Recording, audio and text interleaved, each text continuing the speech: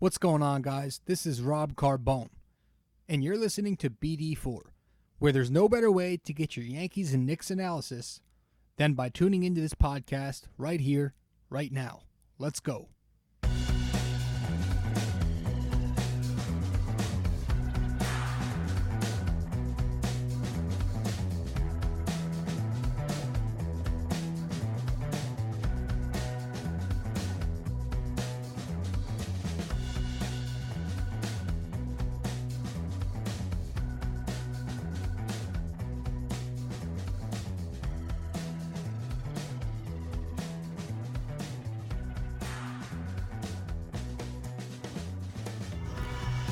What's going on, guys? Rob Carbone coming at you with another video. Another episode of BD4 tonight. We're doing episode 64. The Knicks keep nicking. Basically, pretty much it's just the same story.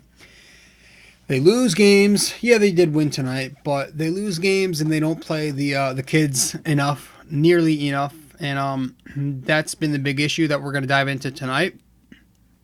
But first, let's recap the last couple of nights.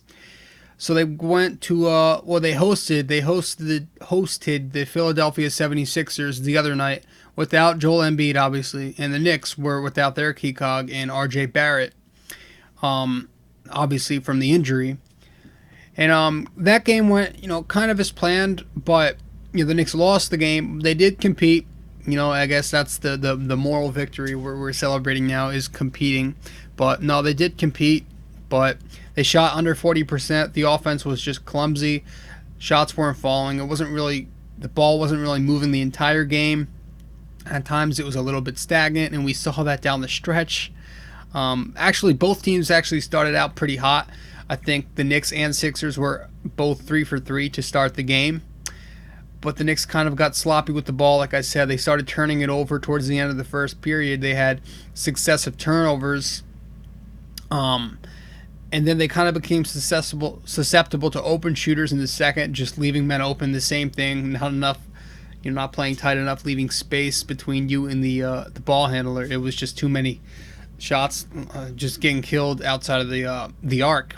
And there was a little bit of a rhythm, but like I said, they couldn't sustain it. Taj Gibson had a nice little run in the second quarter where he kept the Knicks afloat, helped them on like a 15-5 run, I believe it was, in the second period, which kept them in it again. But that was pretty much the story of the entire game. The Knicks struggled to take that extra step against Philly, and they relied down the stretch on their best scorer, Marcus Morris, and he came through clutch like he usually does, man. I got to give the guy credit. He's playing his ass off, and hopefully he's somebody who can get the Knicks a first-round draft pick in return when we deal him, hopefully when we deal him at the deadline. But he hit a couple of clutch jumpers, one with 3:38 remaining to put the Knicks ahead, and another go-ahead jumper with 31 seconds remaining to give the Knicks the lead.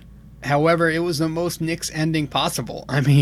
Right after that possession where he hit the shot with 30 seconds left, Morris, the Knicks left I forget who exactly it was, but on the inbound pass, they Mitchell Robinson and Julius Randle, they screwed up on a switch, and Mitch had his man wide open for a three-pointer, and that three went in, and Philly took the lead. The Knicks, in their last possession, the most Knicks thing, once again, Julius Randle has the ball, and he loses it at the top of the at the corner, not the corner arc, but kind of near the elbow, and he loses it out of bounds, and it's a turnover, his second turnover in the final minute, and his fifth turnover of the game. Randle, it was just a nightmare, and that was pretty much the icing on the cake. That's how they lost that game, just leaving players open and turning the ball over. Just two issues that have really bothered the Knicks all season long, if you want to be honest. So yeah, they competed, but it's another one of them games where they just can't finish it out.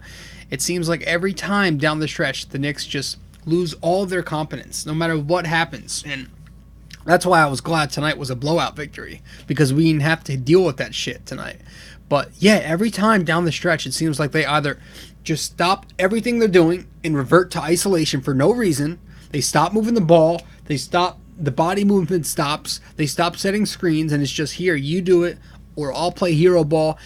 and they lose all confidence. It's really, really frustrating too. And it happens so much, and we never see them really adjust to that and fix that. So that was how that game ended. And once again, that game, the Knicks didn't play their kids enough. And it's again, we're going to touch on that a little bit later. I want to talk about that a lot. But as for tonight's game against the Cavs, yes, they won. It was a very lackluster first half. Got to say, the Knicks did not look great in that first half. Now, they were only down one heading into intermission, but just if you watch the game, this was one of those games you had to watch at least for the first half. You just saw the Knicks didn't really have that extra oomph in them. They didn't have that energy, and they just weren't clicking. They were fine offensively. They weren't clicking, but they were moving the ball and stuff. It was mostly the defensive end where they just didn't have that effort tonight. And yeah, that again, that frustrates me. I want to have effort the entire game. But to their credit, they picked it up in the second half. The bench unit played a big role. The bench was big tonight.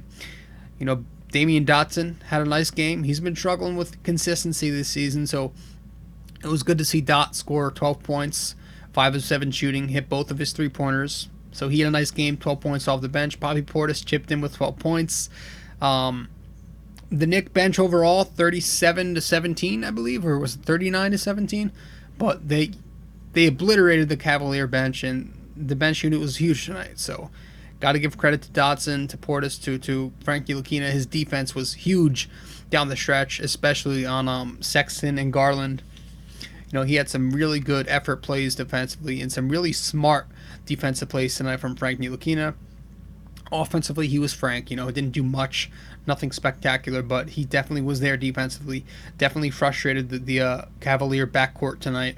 Garland and Sexton only combined for 28 points tonight on 10 out of 40 shooting. So you're going to take that every time because, what these two have done to the Knicks in the past, they've obliterated them, off the dribble penetration from the outside. So it was nice to at least not just contain them tonight, but they locked them down tonight. And Frank Ntilikina played a big role in that. Damian Dotson and his efforts played a big role in that defensively.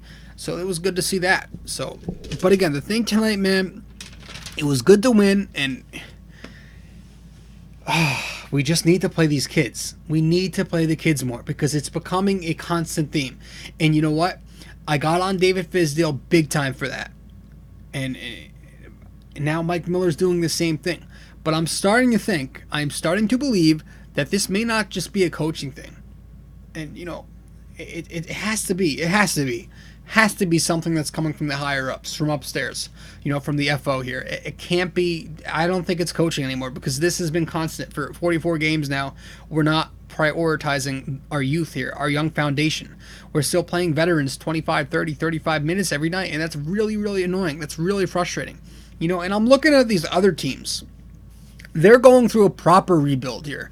I'm looking at the Phoenix Suns. They're giving Bridges. I wrote it down on my notes. The Phoenix Suns are giving Mikal Bridges 24 minutes a night. Kaminsky's getting 22. Saric is getting 25 minutes. This is their youth. Kelly Oubre is getting 34 minutes. Their draft pick, Booker, he's getting 36. Draft pick, Ayton, he's getting 31 minutes. The Sacramento Kings, Buddy Hield, 34 minutes. Fox, 31 minutes. Holmes, 29 minutes. Bogdanovich, 28. Bagley's playing 25. The Cavaliers, even. Sexton's averaging 32 minutes. Garland, 30 minutes. Osman, just under 30 minutes. Porter, 22 minutes. And then there's the New York Knicks. You have RJ Barrett, 31 minutes. And then you have everybody else. Kevin Knox, 19.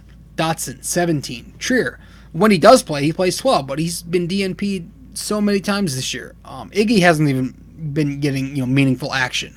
Mitch is averaging 22 minutes, and it's at the point where he's even cut down on the fouls in some games, but they're still not playing him 30 plus, 35 plus minutes. It's annoying. You have to play your kids because if you really want to do a proper rebuild, and in a season where you're 12-32 now and not going anywhere, at least you lose with your young kids that are going to be here. And I don't know how many times I have to say this, but it's so damn true, man. And tonight, let me hold on. Tonight, 21 minutes for Taj Gibson, 27 minutes for Randall, 30 for Morris, 28 for Peyton, 30 for Bullock, 21 for Portis. Kevin Knox just playing 15 minutes. They're not doing it. They're not playing Trier still. Iggy still hasn't played. Dotson was their best player tonight. He only played 21. It's just constant. Let me get this out of here. It's really, really frustrating to see, man. And I don't know. I definitely think it's something that's coming from the higher ups, though. I don't know. I understand. I mean, I assume it's this whole showcasing bullshit, but again, that's bullshit. I'm sorry, the showcasing, and I'll put that in quotes, is the most overrated thing. It's the league knows who Taj Gibson is. He's not going to change any GM's opinion if he puts up a double-double for the rest of his tenure as a Knick. I guarantee you that. Nobody will look at him and be like, oh, you know what? He's actually, because this is a veteran who has reached his ceiling, and anything from here on out is going to be him on the decline. He's not peaking or anything. This isn't some young kid. Same with other guys they're wasting time with. Ellington, even Portis. The league knows who these guys are. There's no point in showcasing them this much because it's coming to a point where it's hurting the youth. It's not just bothering. It's hurting the youth. You can't grow. You can't let these kids grow. They're not growing. They're not learning from their mistakes. They can't improve sitting on the bench for 25, 30 minutes a night. They have to be on that floor playing. They can't just be sitting on the bench and not getting consistent minutes. So enough with these bullshit starting lineups. Enough with these just these ridiculous rotations at times. Just get the youth in there. Play the kids. And I can't wait for the trade deadline because if that's what it's going to take, I am marking that down on my calendar because it's so annoying. And I know I shouldn't be, stressing this in a win tonight. I guess I should be happy about a win. But come on, man. It's at a point where who even cares? If you're going to lose, I'd rather see losing with the kids out there, with guys who are going to be here, not guys who aren't going to be here in the future. So that's really annoying. It's at a point where it's what the hell? What the hell? What is the point of doing this? So that's my little rant there. That's my little venting session. Just play the kids. I want to see if I have anything else down. Oh, well, tonight was the 22nd game of Mike Miller's tenure.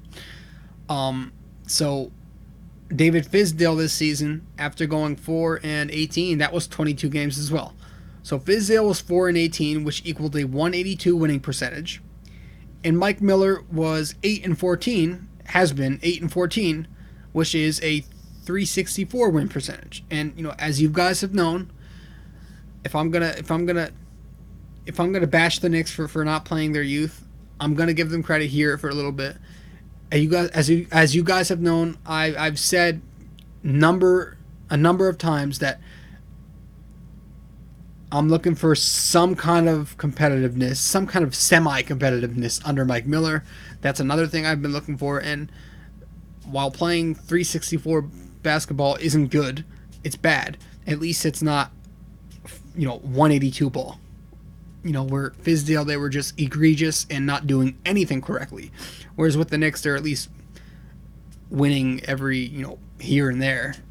And that's what I've wanted so far. So they've at least been doing that somewhat to a level, but the thing here, like I said, the thing here isn't winning. It's Mike Miller has, or whoever, the higher ups, it seems like the Knicks have stressed winning a little too much. I do want to see a little bit more of a balance. I want to be competitive, but I can guarantee you the results won't be that much different if you play the youth as opposed to playing the veterans. So why wouldn't you just continue to play at the same clip with your youth as opposed to doing that thing with your veterans? So that's just been the big thing, but I definitely see improvement in terms of coaching, just straight up coaching alone. The ball movement and player movement is better. Not great, but it's better. They're running a system out there. They literally didn't have any kind of system ran under David Fizdale. The team chemistry, David Fizdale did have the team, he had a nice little camaraderie for the team. The team, they get along, and that's been one thing both coaches have succeeded in.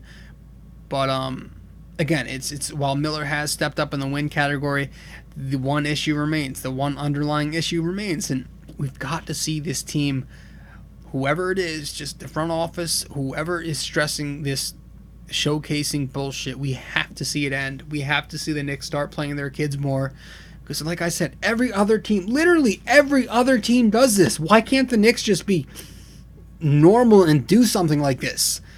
Just play the kids. That's how you rebuild. If you want to say, if you want to stress all this rebuilding crap that you've been telling us in the offseason, how we're all about the rebuild process and restarting and turning a new leaf, then actually come through on that promise, man. So, again, I'm repeating myself 28, 29, 30 times here, but that's all I want to do. I'm going to end this here. We're about 15 minutes in, so that's going to end this episode of BD4. Rob Carbone signing out for you guys on BD4 episode 64. Knicks keep nicking. What else can you say? All right, guys. I'll see you next time. All right. Damn, I got a cold, so I've cracked my voice like 15 times in this one. But I'll see you guys next time. Thanks a lot for stopping by. Ciao.